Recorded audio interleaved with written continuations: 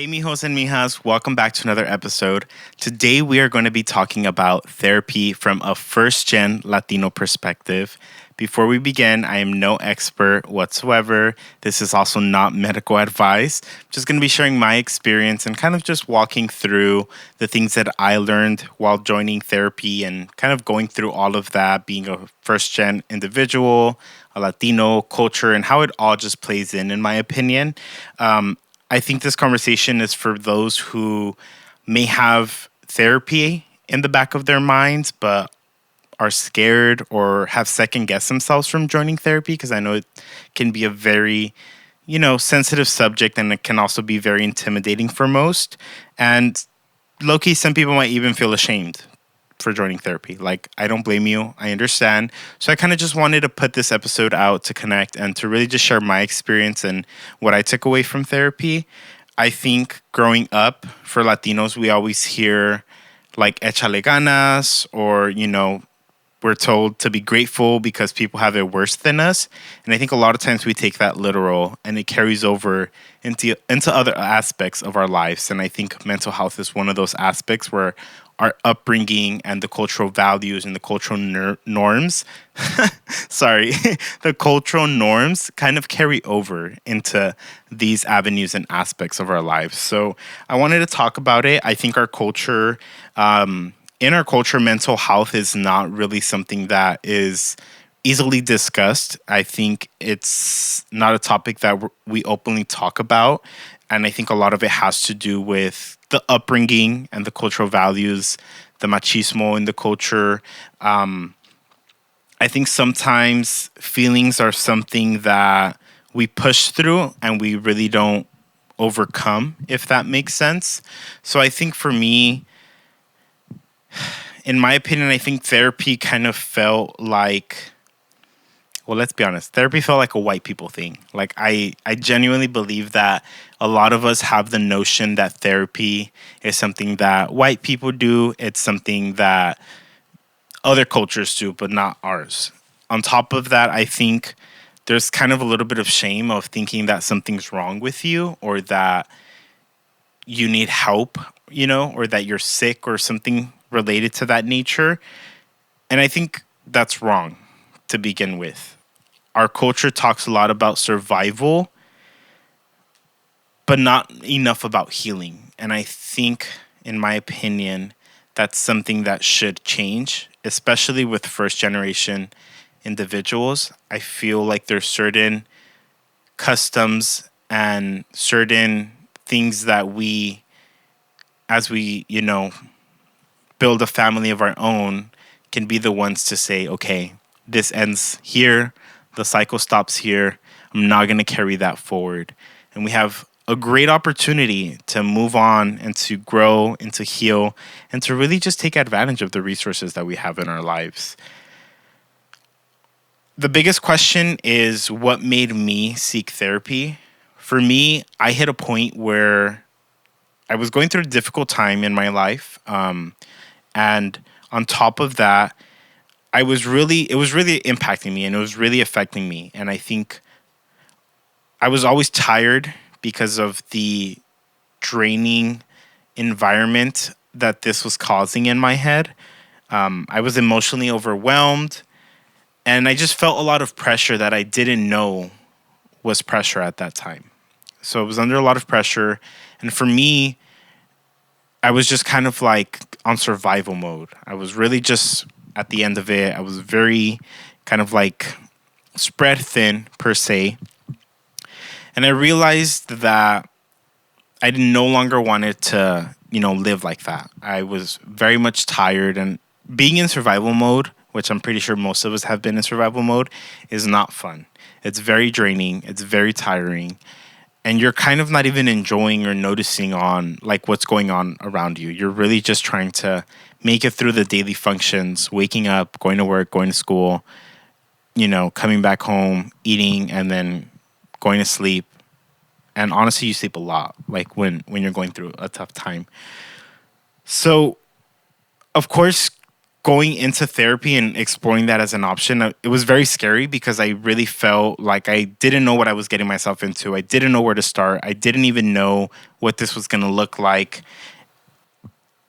And for me, the first thing that I did, to begin, therapy is a privilege, and I'm very much aware of that because I know that healthcare itself is a privilege, unfortunately, in this country, which is something that I hate, and that's a topic for a whole nother day. But unfortunately, the access to therapy is not easily accessible, and especially for minorities and people of color and historically excluded communities. That is a fact. I'm very grateful that I don't have to worry about that and I don't have to think about those hurdles in order to get access to this. You know, I just reached out to my healthcare provider and I asked for their information on mental health, which it was a whole different department that they referred me to, and they told me the options. First and foremost, I had to go through an evaluation to see if I even qualified through my provider's, specifications for that. So I went through the evaluation. I kind of was just asked simple questions. It took a few minutes. They just asked me questions about how I was feeling. Most of the stuff was really just like, are you tired, and different questions, right? So it was this questionnaire, and by the end of it, I was basically told you do qualify for mental health services, and then they referred me to the provider that issues those mental health services. One of the biggest things for me was finding someone that understood me, that I felt comfortable with, and that I really, really just, connected with. And I think it's really important to pick a therapist that you really understand each other, because the last thing you want to do is be paired up with the wrong therapist. And at the end of the day, it's your right to say, hey, this is my therapist. I'm going to continue with this person, or this is not my therapist. I'm going to drop this person. I'm going to look for someone else. I know a lot of times we feel very much like we can be grateful, and, we're taught like, be grateful, get what you get, you don't throw a fit. But when it comes to therapy, please, by all means, if you feel like it's not working out, cut it. And your therapist, if you have, a great therapist, they will tell you. They will check in with you and they'll say, do you think I'm the right fit for you? And if they know that they're not the right fit for you, they will let you go and they'll say, hey, unfortunately, I don't think we're compatible. It's kind of like you're getting broken up with, but trust me, finding the perfect therapist was everything. In my personal experience, I had to find a therapist that was LGBT friendly. Of course, I had to start there because, let's be real, I did not want to be paired up with someone who was homophobic. Absolutely not. But on top of that, I knew that I wanted someone that was a person of color. I wanted a minority. I wanted someone that could understand what it meant to be first gen, because that's a big part of my story and a big part of the issues that were happening in my life that were impacting my function and my mental health. And I needed someone that could understand either from their own experience or from, culture. So I went through the list. There's, like this list where you can sort through providers. After COVID, pretty much all therapy is online. I'm going to be transparent with you guys. Like, it's really rare for you to find an in-person therapist. And if you do, they're probably overbooked, not taking clients, or it's like very specific. It's really hard to find an in-person therapist. I wanted someone in person at first, couldn't find anyone. So I ended up doing online, and it's a little bit more convenient because most of the individuals do tend to work during like the day. I know every therapist is different, but like most therapists end their days like at 3, 4. I was also able to find a therapist that works later into the evening, which worked with my schedule. But I ended up finding a therapist who was Asian and, upon our conversations is also first gen minority. And she was very, very open and specifically trained to deal with LGBT clients. So I thought that was perfect. I sent her a message and I was like, hey, are you still taking clients? Like, I read your bio and I love the way that you like practice your, like psychology. And I really just would like to see if I can come on as a client. She ended up calling me. We had a brief conversation and we booked our first session. We did a first few sessions and, she asked like, hey, do you think we're a great fit? And I was like, I think we are. I I really felt like some of the worries that I had coming into therapy, she really helped me kind of like overcome that, because of course, like, you're worried coming into therapy. I remember the first few things was there's no roadmap, right? Like, for me, it wasn't like my parents had gone through therapy or my parents really understood the concept of therapy. So I didn't have anyone but myself to kind of like guide me through this. And I think that was challenging. And on top of that, naively going into this, I kind of second guessed myself and I was like, well, is this a little too extreme? Like, am I being dramatic? Am I exaggerating? I should be grateful for what I have. Like, people out there have it worse than me. Those were some of the thoughts and worries that I had coming into this. And I'm glad that I reached out. And after having that first conversation with my therapist, she reassured me and she basically told me, like, no. And I know where you're coming from, because I, at one point, had those same questions. But no, you're exactly where you deserve to be. And we're gonna work with you.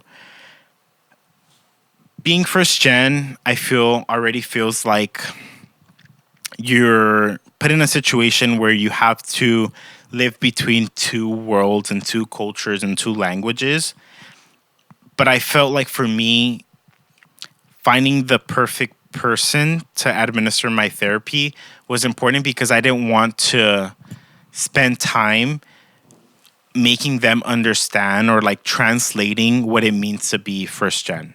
That was the biggest thing for me. I was like, I don't want to spend time telling someone like, oh, well, like, in the Latino culture, like, this is not common, or like, like, no, absolutely not. And I think at first, like, I was automatically like assigned to someone, and it was respectfully like, a Caucasian elderly woman. And I was like, I don't think this is going to work out. And who knows, I could be misjudging her and just like making judgments based off of the book, like the cover of a book. But I just felt more comfortable and inclined to do it with someone that I felt looked like me. In this case, I mean, she was Asian, so I'm not Asian, but you get what I'm saying. Like, someone that understands what it means to be, coming from cultures and coming from the clashes and adapting to the lifestyle here, growing up here, while also having parents who grew up in a completely different country. So, therapy for first gen folks is really important because it helps you understand everything. And what I mean by that is my individual personal therapy helped me understand culture and how that plays into like all of our lives.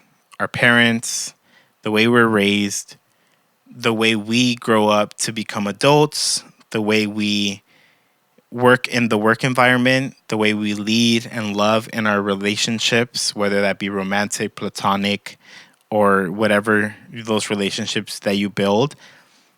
How you were raised interplays into all of that. And this is just basic psychology. I took a few psychology classes in college when I was exploring majors, so I knew the foundation of most of this, but to really have it explained exactly with my story was eye-opening, right? There's a psychologist who came up with this theory, and I don't remember his name, but essentially it's like your attachment styles, and each attachment style is tied to how a person was raised. There's an attachment style where it all comes down to like how you were, the relationship you had with your parents as a baby. Like, if you were overprotected as a baby, then there's side effects to that. If you didn't really have much attention from your parents, you kind of learn to provide for yourself, so you're not really dependent on your parents. So like, there's a lot of things like that tie into like culture and stuff. But I think also for me, I was really able to understand what generational trauma is and what it does. And not to say that I didn't know what generational trauma was, because of course, like, I understand that, but really understanding the implications of like the way that your parents are raised is the knowledge that they have to raise you. that really, really, really like makes you think about a lot of things, especially as you're opening up to your therapist and you're kind of telling them like, hey, I've gone through this, and this, or like my parents do this that upsets me. When they break it down, you're kind of like, okay, I understand where my parents are coming from. Not to be confused with dismissing or like, dismissing your feelings or saying that what they're doing is okay because, it's the way they were raised. Like, no. But it helps you cherish your parents a little bit more because you kind of understand that they're, doing the best with what they know. And I think the biggest thing for me is I often found myself saying, like, why don't people just get it? But people don't just get it because not everyone was raised the way I was raised, right? In the case of my parents, like my parents were raised in a whole different country. They were born in a whole different country. Their parents were also, have a whole different set of values and a whole mindset of their own. So they're raised by those parents and then they have their own experience. And then they came to the States and I was born, grew up in this like freedom land where everything's different and everything's open, and like we're starting to see like supports for all these like social groups. And for me it was like, dude, you've been here for years, like how do you not get it? Was like my biggest thing. But understanding what's attached to that, it's mind-blowing.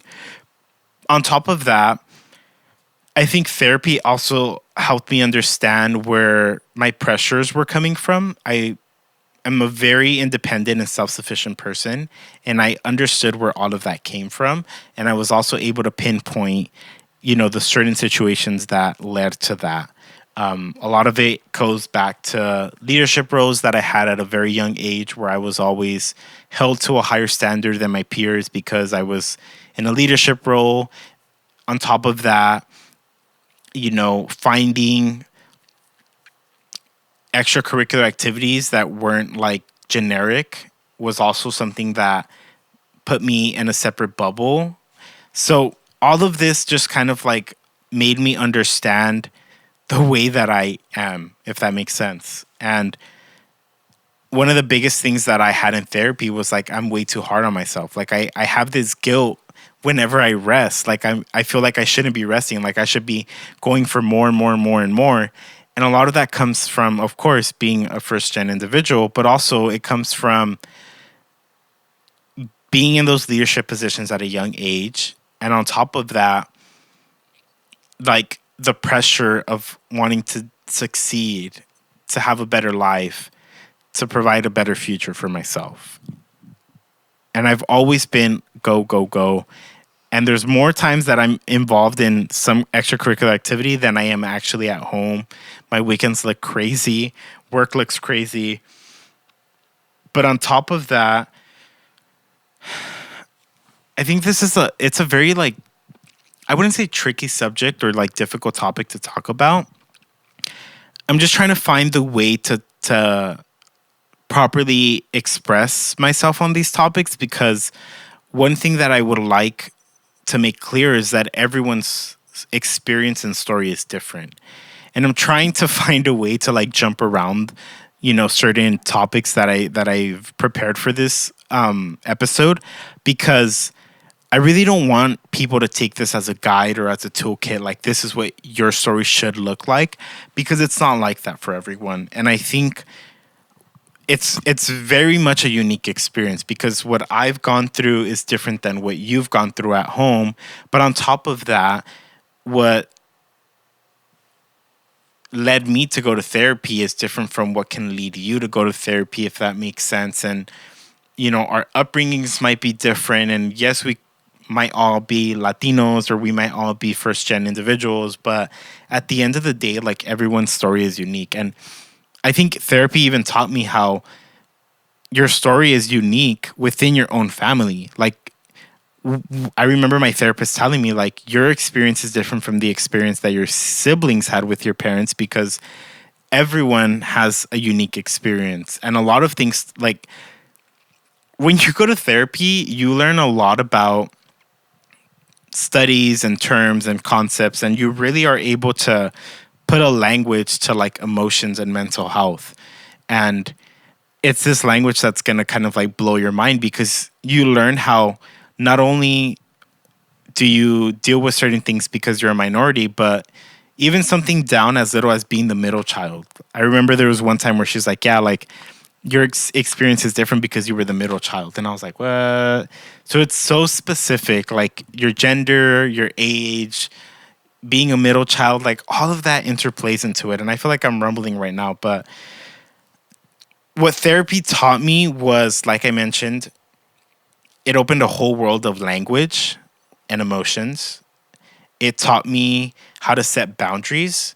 And I kind of gave myself the permission to set boundaries, because I think boundaries are something that we do not have, at least in my personal opinion, in the Latino culture.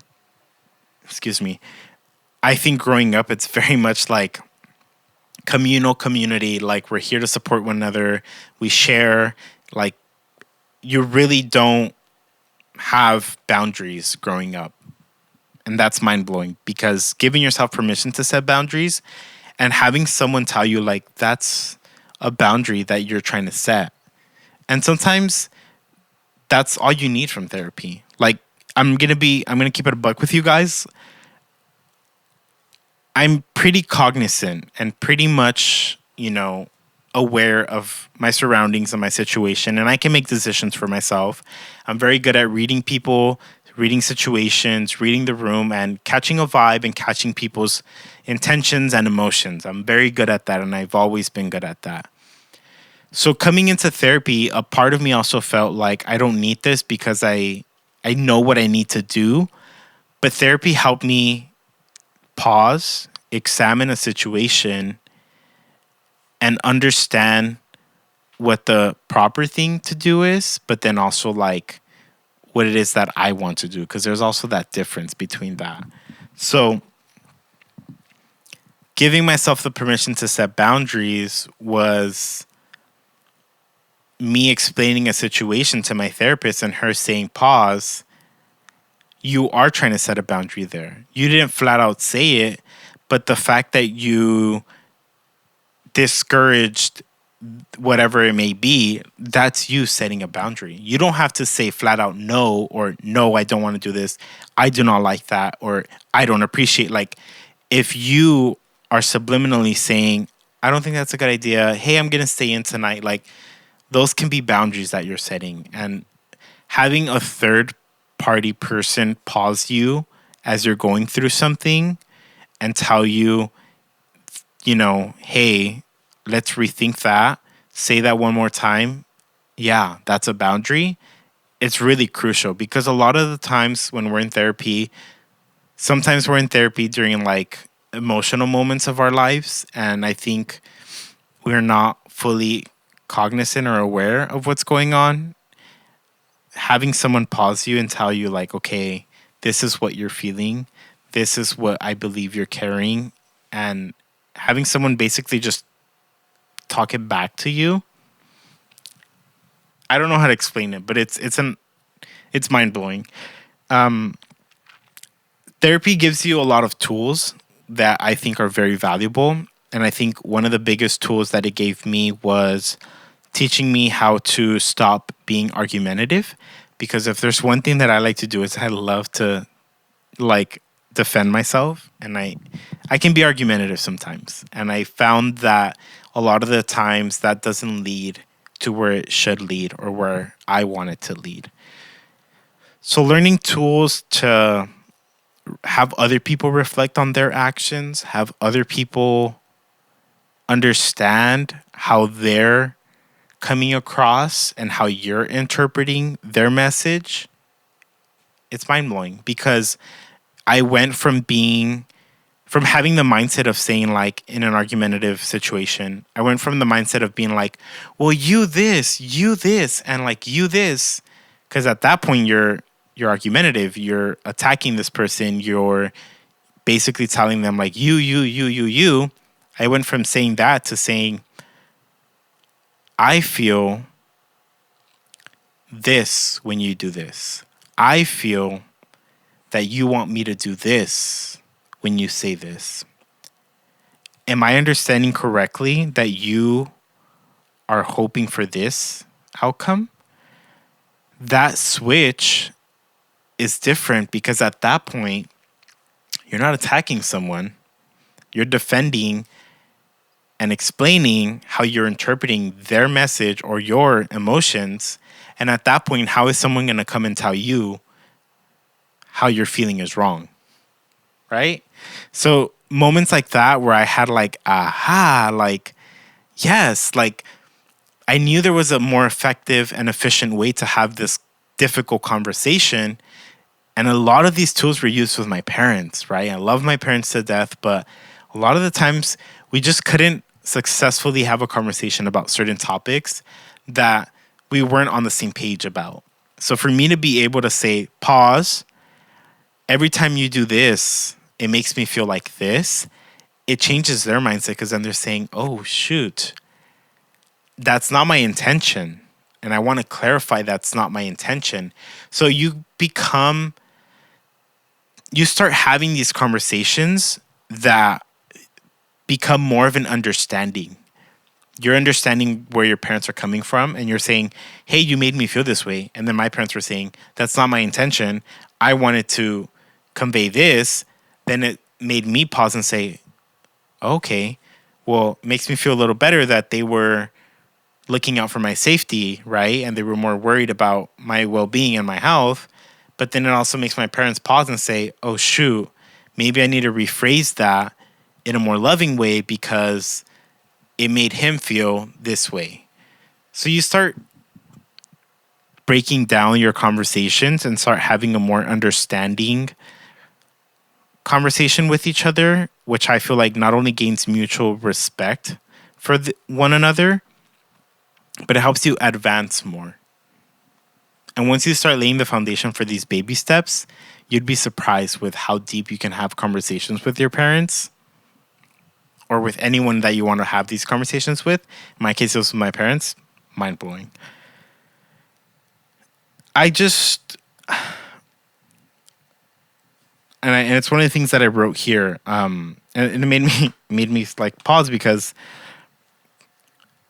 the bullet point that I put here is like having the ability to pause instead of react. And that's basically what I just explained. To summarize all of that, you're able to just stop and you're able to just say, okay, let me analyze this. This is how it's making me feel. You can communicate that and instead of just having an immediate reaction where your parents tell you something and you're like, you know what? F you. Like, you do this and I don't like this. And you do this and I don't like this. And you always treat me this way. And you do this to this person, but you don't do this to this person. And you hold them to this standard and you don't hold them to and then you just go back and forth. And if there's one thing you know, once you start arguing with your parents, especially if they're, from an immigrant background, it's just going to turn into like you're going to alter your voice. It's a hot mess. So trust me. But all in all, for those of you that are listening, if you made it this far, I appreciate you staying, and having this conversation with me. If you're first gen and you're considering therapy, I want you to know that you're not weak. You're not ungrateful. You're not too much. You're just human. And you're at a point where someone else's expertise and advice and profession can help you, whether that's better your life, better your relationship with other people, or just better an intuition of where you are and where you want to be. It helps. And honestly, guys, therapy is fun.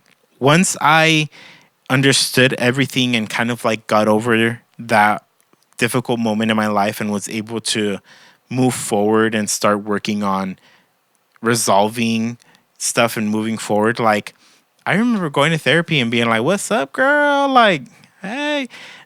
If you watched my dating episode, you saw that I mentioned in there, my therapist was like, dude, do it for the podcast. Like, we would have conversations where we would just it would lead us to us just having like girl talk, in my opinion.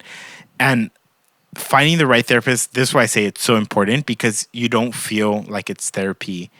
And it really is a nice connection. Now, I'm very grateful that I did personal therapy because my therapist encouraged me to do family therapy. And I ended up doing it. I reached out to my parents and they were game for it. And we started family therapy. And it really helped us get closer to each other so much because the thing with me is like I mentioned earlier, I'm such an independent person and I'm so self-sufficient that I lived life with the mindset of like I don't need anyone. I got this. If I want it, I can do it on my own. But you can't do that for everything. There comes a point where you need your parents, you need, a partner. Like you can't just live this mindset of like me, I'm going to do it all on my own. And I very much did that. I was one that I'm going to buy my own car. I'm going to pay for, all of my own expenses. Of course, like I'm going to get a job so that I can afford my own expenses because I don't want anyone to buy anything for me. I put myself through school. I worked to get into the career that I'm at now, moved out on my own. So it's like I learned how to quickly be a provider for myself, not because I needed to, but because I wanted to. So, there comes a point where it's like, well, you can't provide family love for yourself. Like that comes from your family, right? Like the motherly or the fatherly love or the sibling love, like those are specific things that you can only get from those specific people. So therapy helped me understand how family therapy could be an option to tie that in together. And honestly, I thought my parents were going to be like, F no, we're not doing that. But I think my parents seeing my journey with my mental health and with therapy and seeing how my mindset changed and seeing how my relationship with people started changing and just my whole lifestyle, how I started, leading life differently, I think it made them curious. And I think that's what really got them inclined to start family therapy. And I'm glad they did because it really helped us understand each other mutually. And that's a whole episode for another day. I would love to bring my parents onto the podcast and have the three of us talk about our experience with family therapy. So I would love to do that.